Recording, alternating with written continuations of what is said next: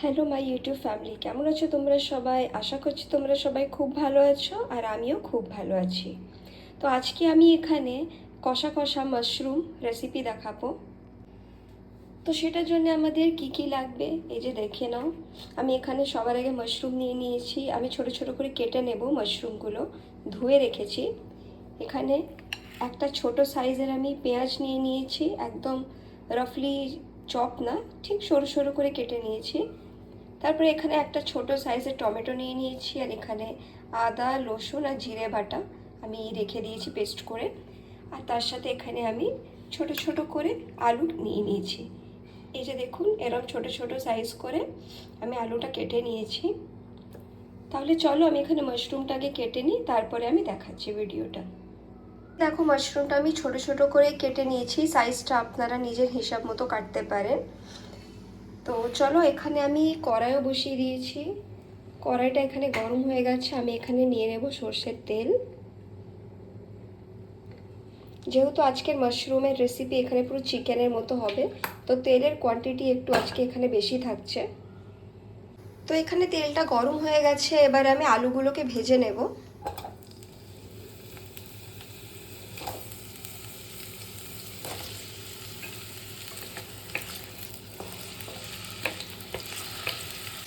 আলুর মধ্যে অল্প একটু নুন আর হলুদ দিয়ে দেব।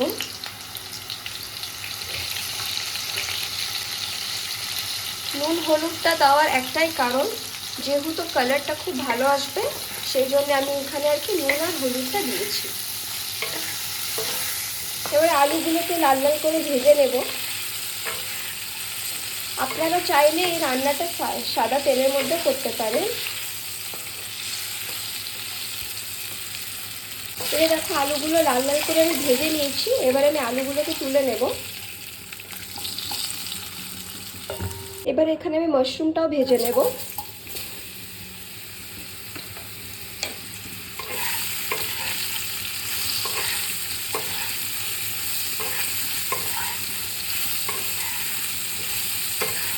মাশরুমটাকে হালকা করে ভেজে নেব, খুব একদম কড়া করে এটা ভাজবো না, নইলে মাশরুমগুলো সফট থাকবে না, শক্ত শক্ত লাগবে খেতে। আর হালকা করে ভেজে নিলে জিনিসটা আর কি একটু জুসি থাকবে, তো খেতে খুব ভালো লাগবে। এখানে মাশরুমটাও ভাজা হয়ে গেছে। এবার আমি মাশরুমটাকেও তুলে নেব।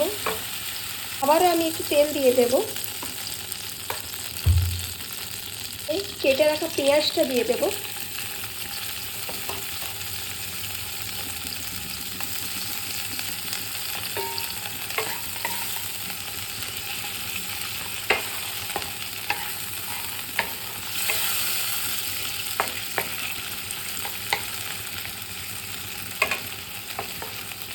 পেঁয়াজটা ভাজা হয়ে যাওয়ার পর আমি এখানে টমেটো, তারপরে এখানে আমি আদা রসুন আর জিরে বাটা, আমি মশলাটা আবার দিয়ে দেব।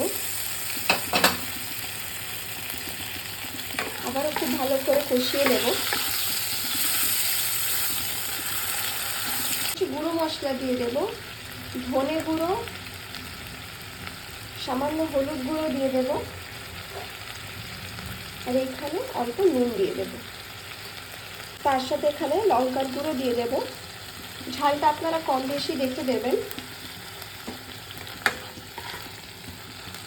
এবার আবারও খুব ভালো করে কষিয়ে নেব।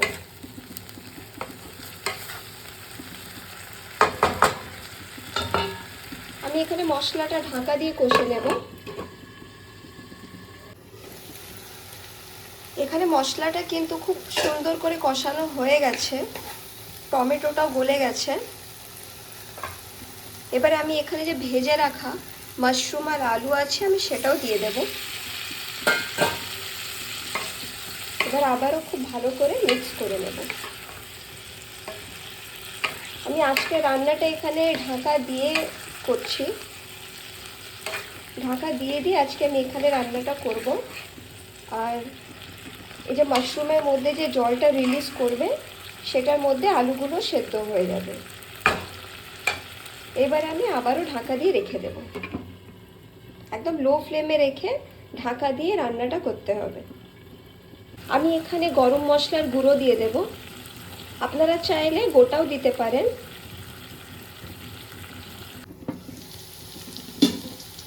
এই যে দেখো, এখানে মাশরুমটা পুরোপুরি কমপ্লিট হয়ে গেছে। দেখতে পাচ্ছ অল্প অল্প এখানে একটু স্মোকি স্মোকি মতো হয়ে গেছে। এবার আমি আলুটাকে দেখিয়ে দিচ্ছি সেদ্ধ হয়েছে কিনা।